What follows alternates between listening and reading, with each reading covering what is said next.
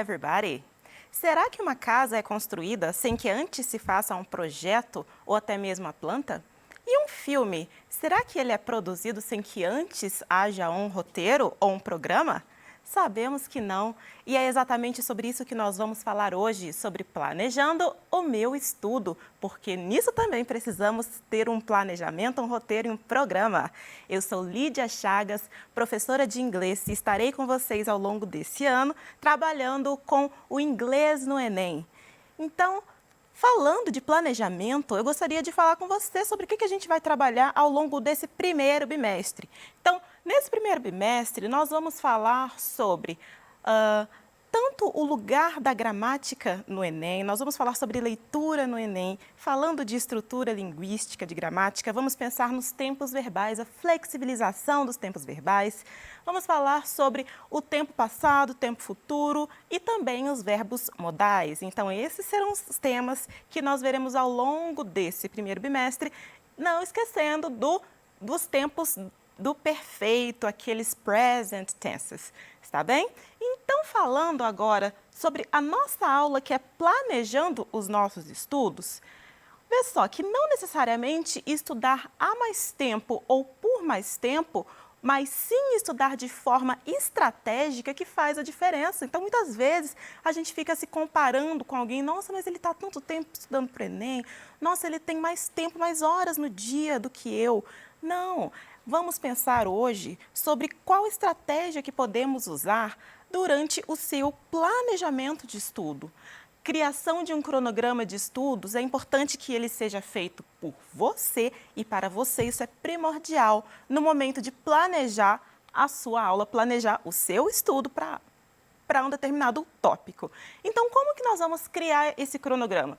Você vai organizar os conteúdos do Enem por etapas de estudo, definindo os horários de estudo e desenhando uma estratégia bem definida de revisão e prática do conteúdo.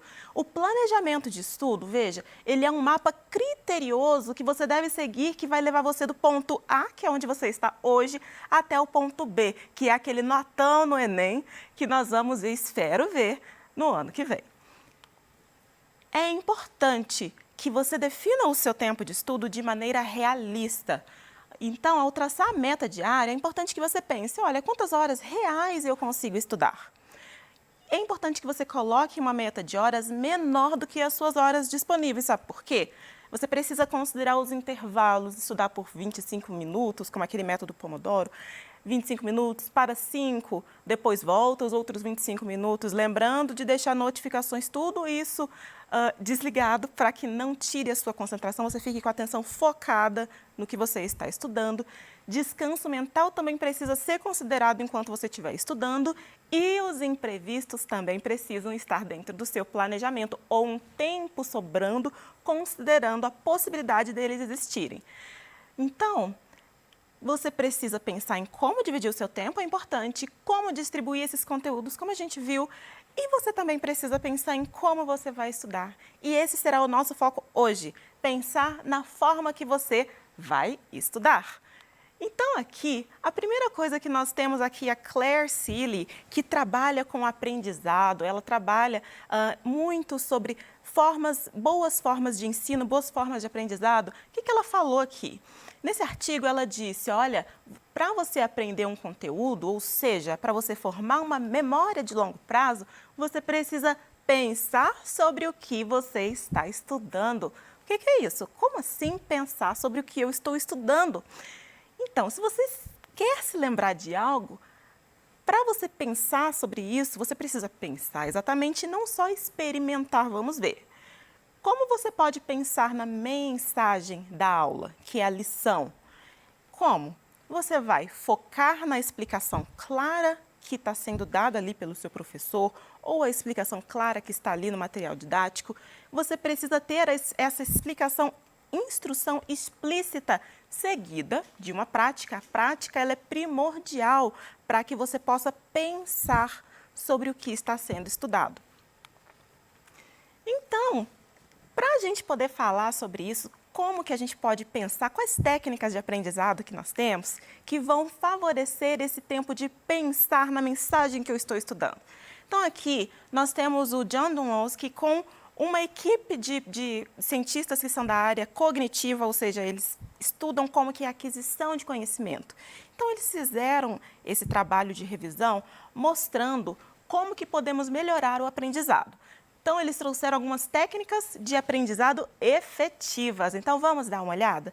Então, eles analisaram 10 técnicas diferentes e para poder fazer essa orientação de quais que seriam melhores aplicadas, as melhores para o ambiente educacional, eles classificaram em 3, em utilidade baixa, moderada e alta. Então, eu vou passar rapidamente com vocês essas 10 técnicas e vamos focar nas que são de utilidade alta, certo?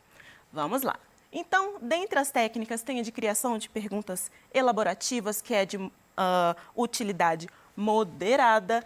Nós temos também aquelas, vamos olhar aqui,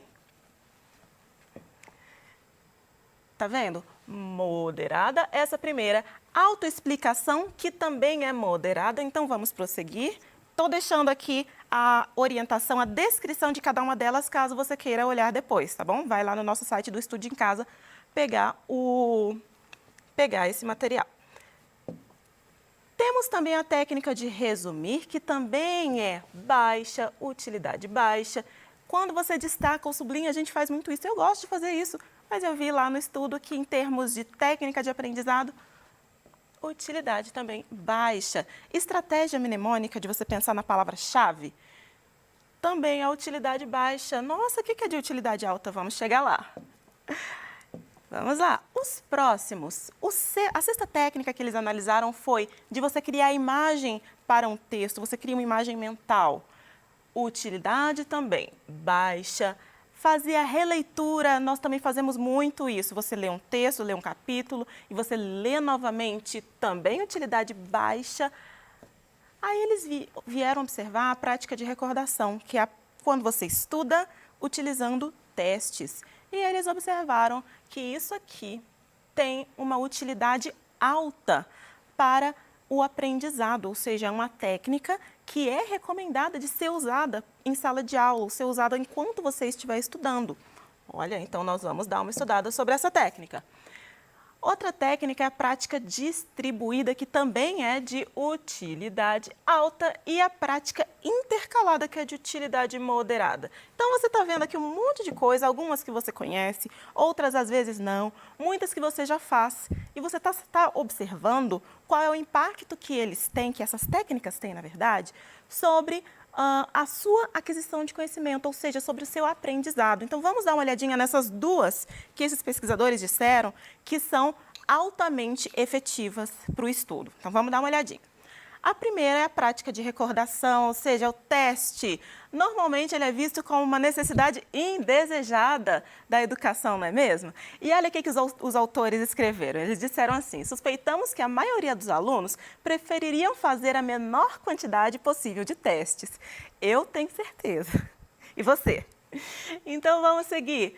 Eles colocam assim que é compreensível que ocorra isso. Por quê? Porque a grande maioria dos testes ela é usada para avaliações somativas de alto impacto. O que é uma avaliação de alto impacto? São aquelas provas que você faz que são usadas tanto para aprovar ou para reprovar, para uma aprovação, por exemplo, para fazer aprovação de ano ou aprovação para um curso, são de alto impacto.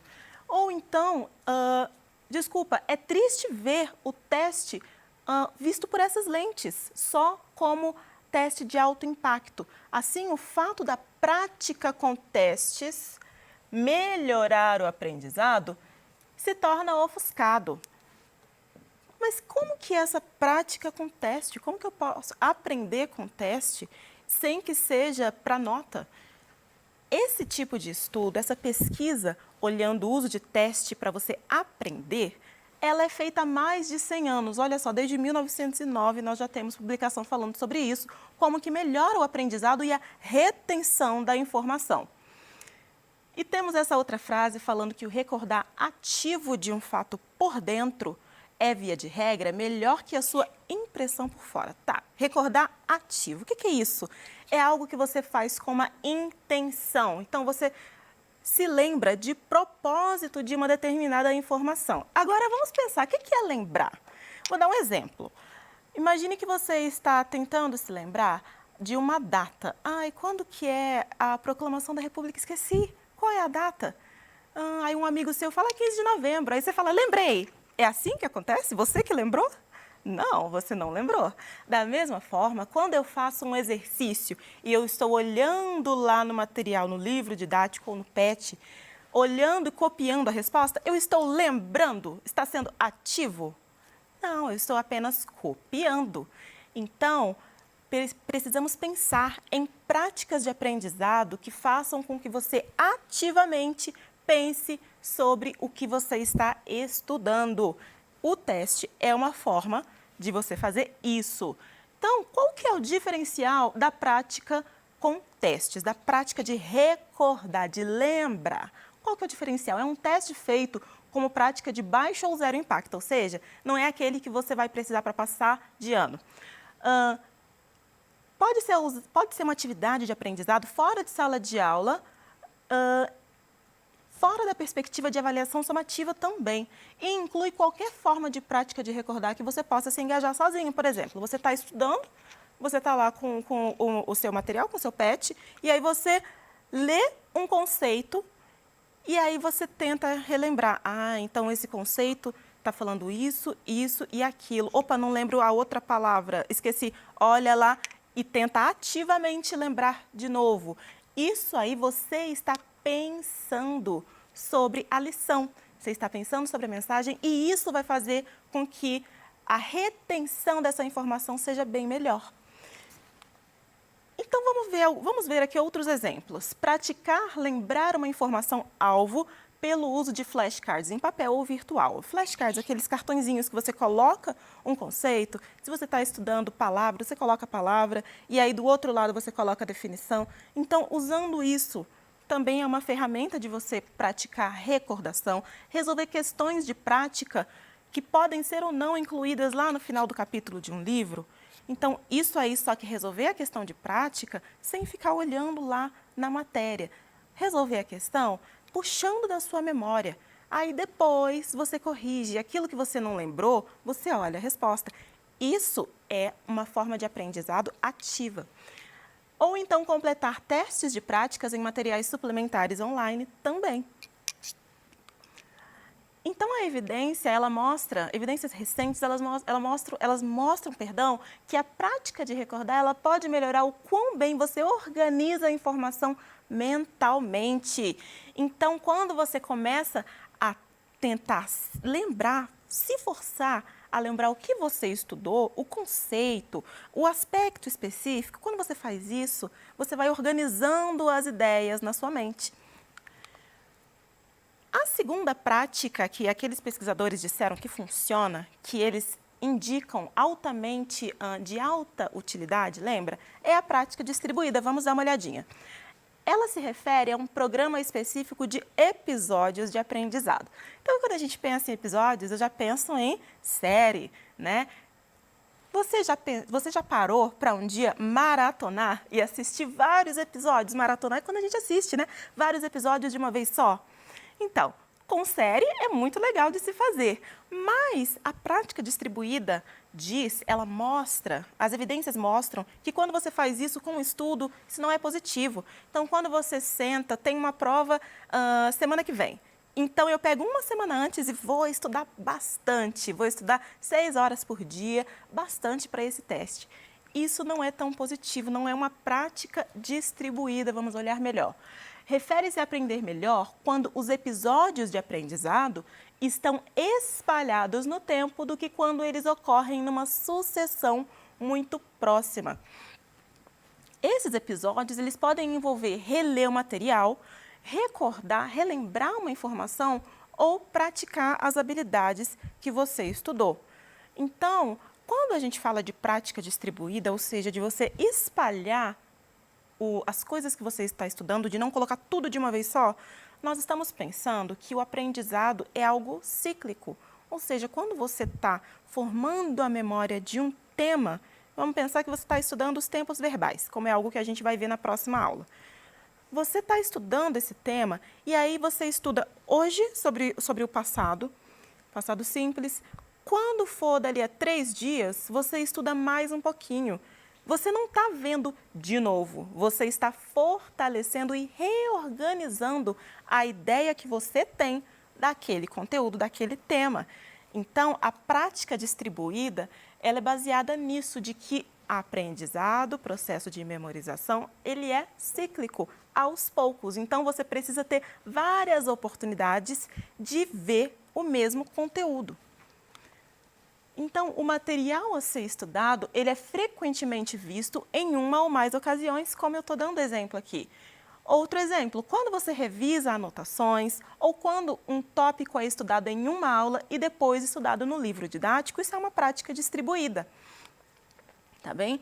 Mas mesmo assim, muitos fazem aquele estudo em massa antes da prova e acreditam que essa estratégia é efetiva. Eu espero que você não seja desses. Mas se você for, você já está sabendo que não é lá a melhor coisa. Eu espero que você então mude a prática baseada nas evidências. Apesar de estudar em cima da hora ser melhor do que não estudar de forma alguma, se a gente fosse pensar no mesmo tempo de estudo que você teve, então você teve essas 6 horas em uma semana, será que não seria melhor se você espalhasse essas 6 horas ao longo de várias semanas? A resposta é sim. Seria melhor que você espalhasse ao invés de fazer tudo de uma vez só. O termo efeito de prática distribuída, então, ele se refere a essa descoberta de que distribuir, espalhar o aprendizado ao longo do tempo beneficia a retenção a longo prazo do que os estudos em massa em um espaço curto de tempo poderia fazer. Ou seja, é melhor que você estude aos pouquinhos do que você faça tudo de uma vez só. Estude vários dias do que pegar várias horas no mesmo dia. Ou estude poucas horas em um dia, mas poucas horas no próximo. Entendeu? Então, é isso de você fazer aos poucos, mas repetidas vezes. Isso favorece muito o processo de memorização. Então, depois dessa aula que nós tivemos, você precisa criar o seu próprio cronograma de estudos. Então, pense nos conteúdos que você tem, pense naquilo que você tem mais facilidade, dificuldade, onde você precisa alocar mais tempo de estudo. E assim você vai definir a sua estratégia de estudo, revisão e prática de conteúdos. Quando você definir a sua estratégia, eu espero que você leve em consideração essas evidências, que mostram que a recordação com testes e a prática distribuída, elas geram alto impacto sobre o aprendizado, ou seja, elas são técnicas que são ótimas para memorização, para aprender a longo prazo. Mas, nessa história, você é quem escolhe o final. Você é quem decide qual vai ser a abordagem que você vai fazer durante os seus estudos. Mas decida, faça as suas escolhas, mas que seja algo pensado, que seja algo baseado em evidências, sabendo que funcione. Então, eu espero que você considere essas coisas, tá bom? Ao longo das nossas próximas aulas, vamos rever algumas dessas coisas. A prática de recordação vamos fazer juntos em algumas aulas, tá bem? Então, eu vejo você na nossa próxima aula, quando nós vamos falar sobre tempos verbais. Um pouquinho sobre o passado, um pouquinho sobre o futuro, tá bem? Então, um grande abraço de Lídia Chagas, Your English Teacher.